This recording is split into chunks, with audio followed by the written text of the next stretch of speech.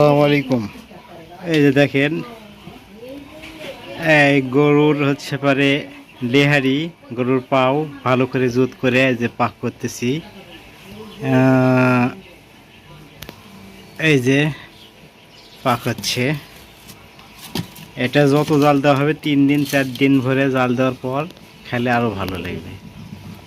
এই দেখেন, এটা জাল দিয়ে দিয়ে দিয়ে দিয়ে রস মেরে ফেলে আবার পানি দেওয়া লাগবে, মানে 5-7 বার জাল দেওয়ার পর এটা স্বাভাবিক আকারে আসবে। তারপর খেতে অনেক সুস্বাদু। গরুর পাও, এই যে 4টে গরুর পাও জাল দিচ্ছি। জাল দিয়ে দিয়ে অনেক জাল দিতে হবে, দেওয়ার পর স্বাভাবিক হবে। আশা করি ভালো লাগবে ভিডিওটি। সবাই ভালো থাকবেন, সুস্থ সুন্দর নিরাপদ থাকবেন, আমার জন্য দোয়া করবেন।